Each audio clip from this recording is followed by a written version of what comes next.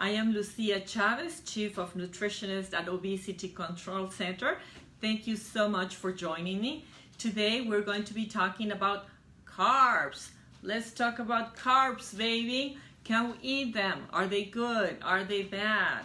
So if you think that someone will benefit from taking a look into this live video, then please tag them. And I certainly appreciate if you show me some love by clicking the heart button and letting me know that you are here. So let's get started with today's topic, and it's all about carbs. So let's first explain what carbs are and what happens to them once we eat them. So all carbs get broken down into glucose. Glucose is then absorbed in the intestines and sent directly to the blood, where it is either taken by muscle, by the liver, or it's used for energy. If the muscle is full, if the liver is full, then the glucose is going to be sent as triglycerides and into fat cells for fat storage. So I know there's a lot of carb confusion, and there are many ways to classify carbohydrates. So we can classify them due to their physical properties. That will be if they are simple or complex. It could be due to molecular size. It could be due to glycemic index. And of course, if they are digestible or not, like starches and fiber. But I want to make nutrition simple. And I'm going to classify carbs depending on the impact they have in your health and if they can be part of your diet or not. So at the end of the day, that is what matters, right? So as a living organism, and since we became humans, we need food in order to survive, live, and thrive. So food was naturally sourced. And that's where the confusion raises. We never had a confusion of what to eat or not to eat before, but in a modern world, that has become an issue. So our ancestors knew what to eat without having to learn calories or having to count grams or having to do all that, or learning about classifications. So let's just make decisions as if we were cavemen.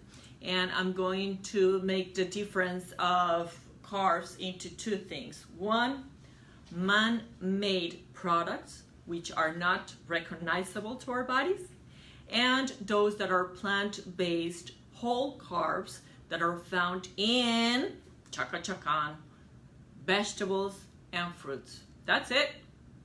That's it. If it's not a vegetable, if it's not fruit, it's man-made.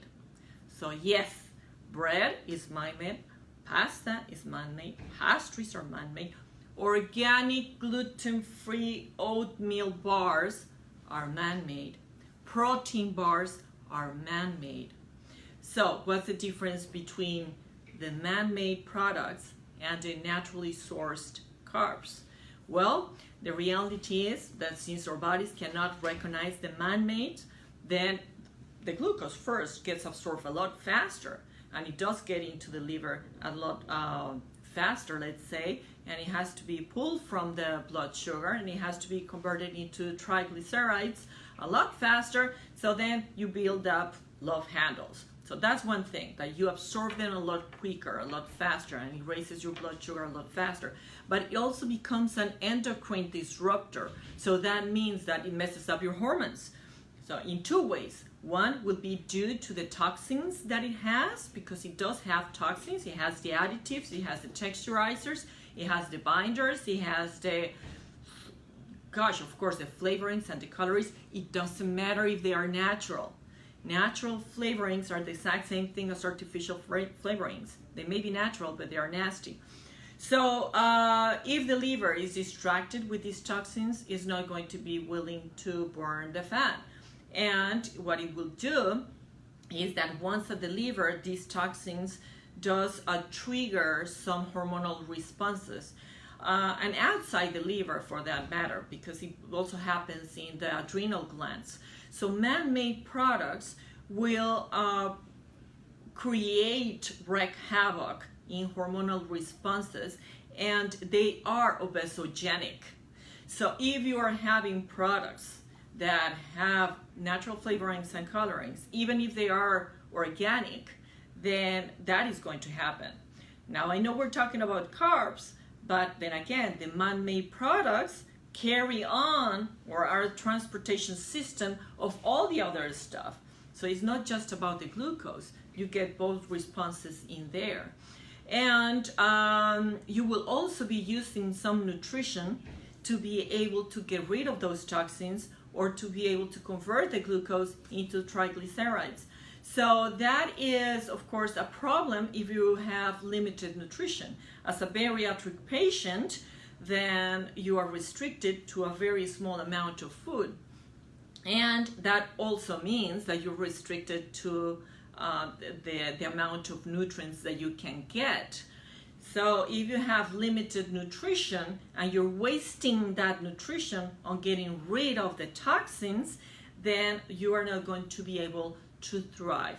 You will be fatigued, your memory is going to, decline, cognitive processes are going to decline. Then again, hormonal responses are not going to be that good. Your skin is not going to be looking so good. You're not going to be looking like you are doing a much better from losing the weight. You could be looking like you are aging. And in fact, you are aging, because then again, those chemicals are going to be triggering that oxidant or oxidative stress response. So many things happen with man-made products. And I know that these could come as something difficult to digest, because we're so used of bread, and we're so used of oatmeal, and we're so used of the pastries and the alcohol. All that is man-made. So if we understand that part, it's going to be easier to focus on what we can eat, which is natural to our body, that our body needs on a day-to-day basis, and it's essential for you to provide for the body for health and longevity. So focusing on the vegetables and being prudent with the fruit will be good enough to get enough carbs and the other good things. So then again, it's not just about the glucose, because those naturally occurring foods will have plenty of nutrients, will work in your intestines with your flora and create a much more balanced microbiome, and is going to, once it's absorbed, is going to help you with less oxidative stress, which means anti-aging, is going to be helping to restore function at cellular level. Keep in mind that obesity is just a symptom of a body not working. So if we provide nutrients for the body to work, because that's the only thing that the body needs, so if you provide that, then it's going to get into auto repair mode, and that means getting rid of what it doesn't need or what is damaging its functions. So excess weight is something that the body doesn't need, and it will of course start burning fat like crazy, because it has the nutrients and because it's getting rid of what it doesn't need. So that will happen with naturally occurring carbs. Let me see if you have some questions right here. Oh, Lorena, thank you so much for covering this subject. My pleasure. I think it was a very good question, and it's a very good starting point to know how to make better decisions. Again, it's about awareness, and I know that the carbohydrate world is, about many, it has many myths, and people do talk much about it. But then again, if we think as cavemen, if we think or acknowledge that hunter-gatherers didn't have food readily available, they had to look for the food that wasn't right there, right at the corner every single moment. And that food is naturally occurring. You would never see a caveman with an orange juice or a beer, you know, or a microwavable frozen food. It doesn't matter how natural it is. It will have something for that food to live in your freezer for a year or so. So getting rid of all that stuff will make a difference. Rebecca, so if we eat only carbs from vegetables and fruits, is it possible to be eating too many carbs? Should we watch overall carbs even from good sources? Great question, Rebecca. So how many carbs can you eat if they are from vegetables and fruits? The question will be, how many vegetables can you eat? Eat as many as you want. Go crazy with the vegetables. Our bodies do not have a problem with the vegetables. As hunter-gatherers, we were having about 125 grams of carbs coming from, of fiber, not carbs, of fiber coming from vegetables and fruit. That comes out to 25 cups in a day. That's a whole lot of, not even vegetarians eat that many vegetables. So the MAD diet, the modern American diet, or the SAD diet, the standard American diet, has about 1 to 2 cups per day. That's way too low. And not having enough vegetables and fruit actually raises your risk of cancer up to 4 times. And cancer is, it's a disease that is on the rise. It is suspected for 1 male out of 2 to receive a diagnosis of cancer by 2025, and 1 in 3 women. That's a big risk. And obesity is a single factor for cancer risk. So of course we have to fight it, and we have to fight it with the best tools we have. And those are pretty much vegetables. I know you are bariatric patients, and we emphasize protein intake, and we do because of the restriction of the pouch. So it's not a high protein diet. We just need to emphasize the protein, because protein is the building block of your tissues, of your hormones, of your enzymes. So you need that to build on your body on a day-to-day basis. Like the gut, you have a new gut every 6 days, and you need protein for that repair, for those mother cells to be happening on a constant basis. So you do need the protein, but after you meet the protein, you need to start including the vegetables and the fruits. And I know that there's some people out there that may go like, fruit? I thought that as a bariatric patient, I shouldn't ever have fruit. That is not the case, but you just need to be prudent, because once again, we're talking about glucose, right? So it's about having the carbs, and it's about having them in the proper combination. Because even if you have fruit, but when it is combined with protein and fats, then you're going to hold on to that fruit a lot longer at the stomach, and it's not going to be dumped into the intestine so fast, and your blood glucose is not going to raise so fast neither.